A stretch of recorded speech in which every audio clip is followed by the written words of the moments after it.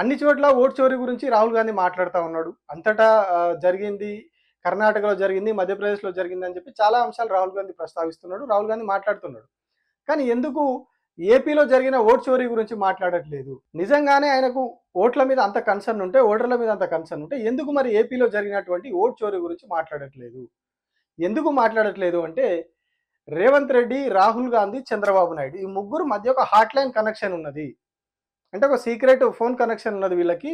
వీళ్ళందరూ అందులో మాట్లాడుకుంటా ఉన్నారు.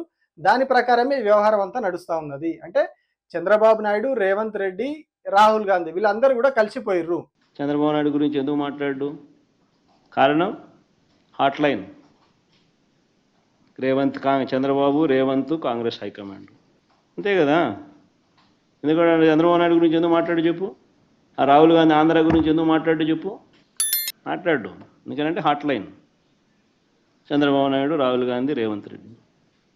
వీళ్ళు పార్టీలు, వీళ్ళకు ఎజెండా. చంద్రబాబు నాయుడు ఎన్డీఏ కూటమిలో ఉన్నారు. ఏపీ ముఖ్యమంత్రి ఎన్డీఏ కూటమిలో మోడీతో కలిసి నడుస్తూ ఉన్నారు. ఏపీ ప్రభుత్వంలో జనసేనతో పాటు బీజేపీ వాళ్ళు కూడా ఉన్నారు. ఇక్కడ తెలంగాణలో కాంగ్రెస్ ప్రభుత్వం ఉన్నది. రాహుల్ గాంధీ కాంగ్రెస్. ఎందుకు మరి వీళ్ళకి చంద్రబాబు నాయుడు వచ్చిండు?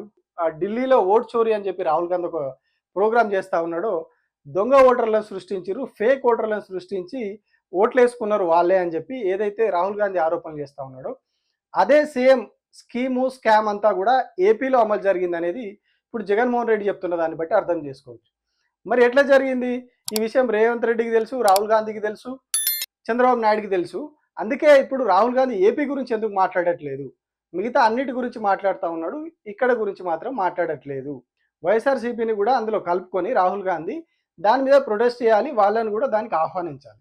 కానీ ఎక్కడ కూడా పరిణామాలు కనిపించలేదు, వీళ్ళని పిలవలేదు, వీళ్ళని అందులో భాగస్వామ్యం చేయలేదు, కనీసం ఏపీ గురించి కూడా ఇప్పుడు మాట్లాడలేదు.